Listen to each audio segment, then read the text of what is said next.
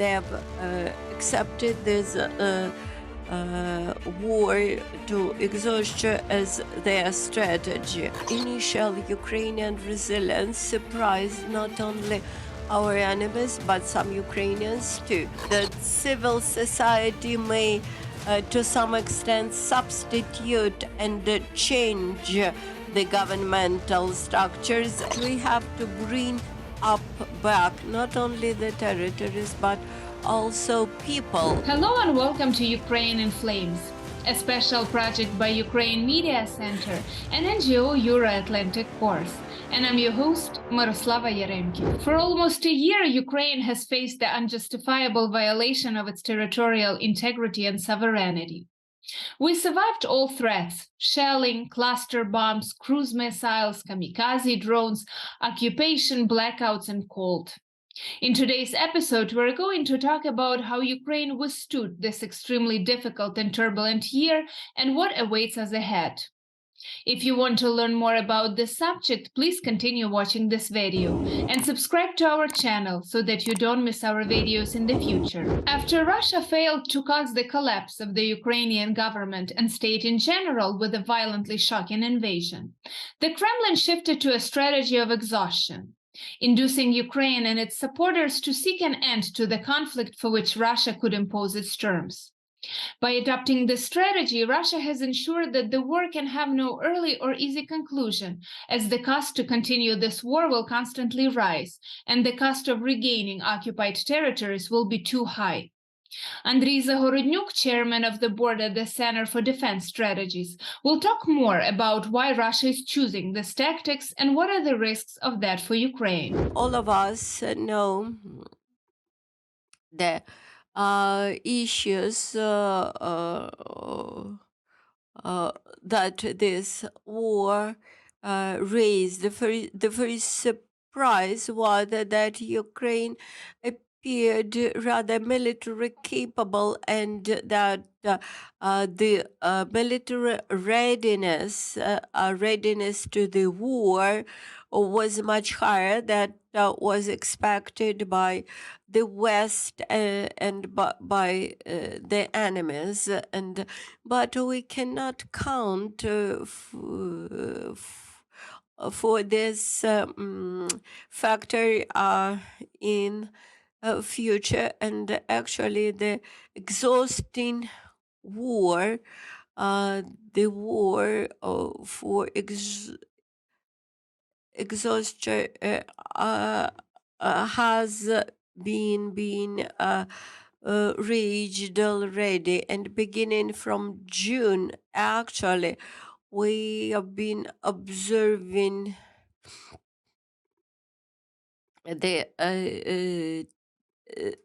tactics which demonstrated that they have accepted this war to exhaustion as their strategy. For example, they have stopped the offensives in several directions. They had announced general mobilization, actually, although this was discussed as partial mobilization. Also, they have launched all the military enterprises and forced them to work round the clock. All those factors from long ago have been showing that they are getting ready to the very protracted conflict. They understand that they have much more people, they have stronger economy, and while Ukraine have much lesser human resources, much lesser financial resources, and the enemy believes that someday our Western partners would get tired of Ukrainian of support and will decide that Ukraine uh, uh, um, is becoming a bit more expensive, and that is what we can observe in the mass media. Ukrainian resilience consists not only from resilience on the battlefield, but also from resilience in the rear. Contrary to what many believed, Ukraine's businesses are strong in the face of war. The International Monetary Fund has even praised Ukraine's economic resilience in the face of Russian aggression as astonishing. Yaroslav Zhalilo, Deputy Director at the National Institute for Strategic Studies, will elaborate on what made this economic resilience possible. Today, the discussion, what we have to do to survive, is not enough. We have to find the answer to a question, how we can develop. And of course, initial Ukrainian resilience surprised not only our enemies, but some Ukrainians too. The resilience comprises the resilience of the front line and the resilience of the rear, so to say. The resilience of the rear is extremely important in the context of the false narratives which are broadly disseminated by our enemies, that Ukraine is prone to disappearance and that Ukraine actually is not existent. So now coming to our question of the economic resilience, I would I would rather think about five pillars which allowed us to survive through the first month of the war. The first pillar appeared to be quite well-developed system of the entrepreneurial initiatives in many sectors, which proved to be vital for the survival of the country. Food sector, transport sector, services sector, etc. The next pillar is transport communications. The major element in it appeared to be the railway company of Ukraine and other railway companies, but also all sorts of transportation companies. The next was the vibrant system of communications. The next element or pillar was the extended powers and authorities and responsibilities, consequently, of the local communities, which demonstrated high resilience and ability to provide necessary resources in the shock situation. And the next pillar was a very vibrant and proactive civil society, which supported volunteer movement and contributed much to the volunteer movement. And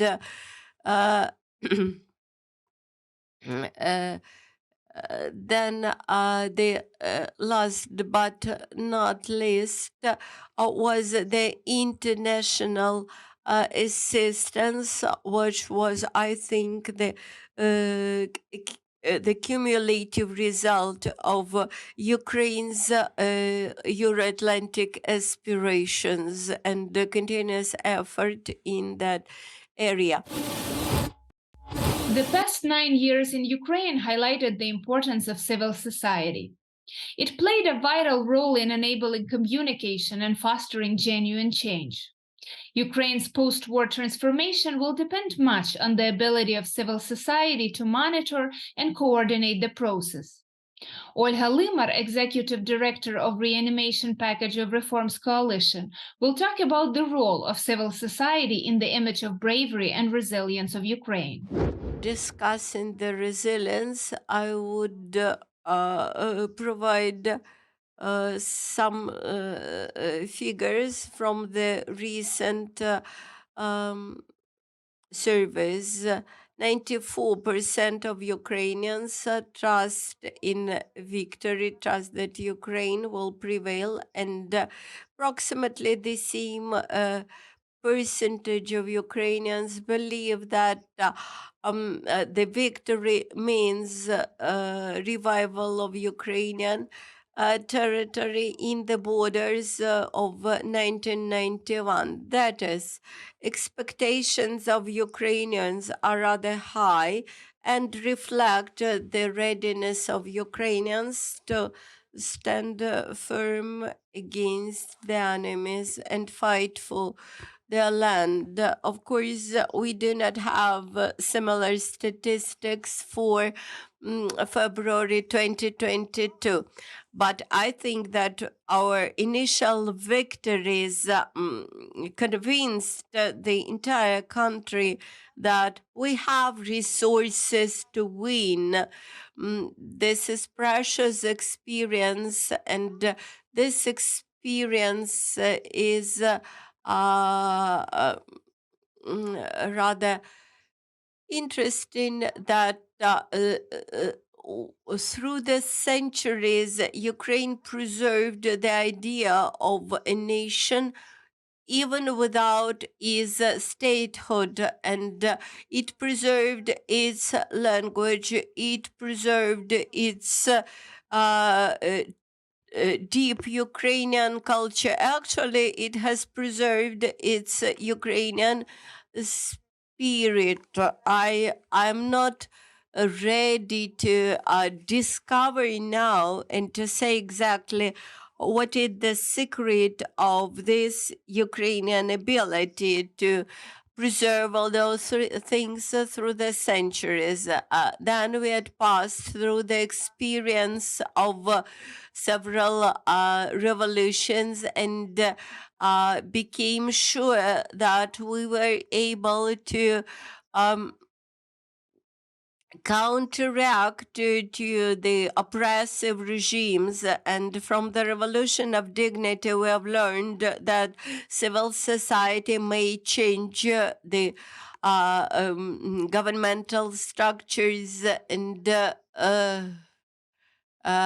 that civil society may to some extent substitute and change the governmental structures at some critical moments, critical situations. Some people in the West um, even did not expect that, but Ukraine appeared to be not a failed state, and even corruption had not destroyed Ukraine to the extent which might become tragic. Our national bank had survived, our currency had survived, and first after the revolution of dignity, then during the first year of the full-scale war, we demonstrated how resilient we are. Last but not least, we'll hear Yulia Tyshchenko, co-founder of the National Platform for Sustainability and Cohesion, who will ponder about victory, what it should look like in terms of our own vision of the future. There is a good saying that winning a victory do not lose peace, and this means that fighting for the victory, we have to think about future gaining of peace and situation in society after gaining a victory. That is, that military practices in the society should not transfer into the peaceful life after the war, although this may sound a bit philosophically. Nevertheless, the occupation of Ukrainian territory and regaining back our territories up to the borders of 1991 suggests that we have to bring up back not only the territories but also people on those territories. When we think in this context, we can imagine some measures which will be needed both for Crimea and for the east of Ukraine, Donetsk and Lugansk regions. This will comprise also security measures, societal measures.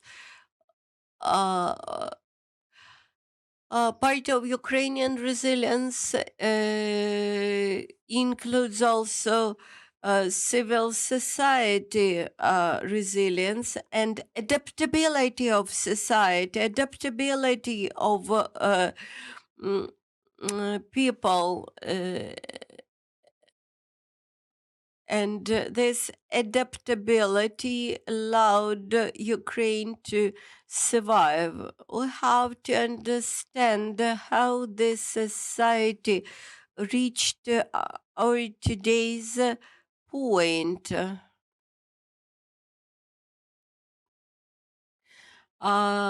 This adaptability was well trained during the previous 8 years. By the moment of February 24th, 2022, we had been existing in the situation of war, protracted war for 8 years, which actually began with the occupation of Crimea and later with annexation of Crimea, and then with the an attempt to occupy Donetsk and Lugansk regions. So we had to develop the response models and behavioral models, which allowed us not to be fully shocked in February 2022. You've been watching the special project by Ukraine Media Center and Euro-Atlantic course dedicated to the Russian-Ukrainian war, Ukraine in Flames. In the description under this video, you can find information on how you can help Ukraine fight Russian aggression. If you find our work useful, please like and share this video. Slava Ukraini!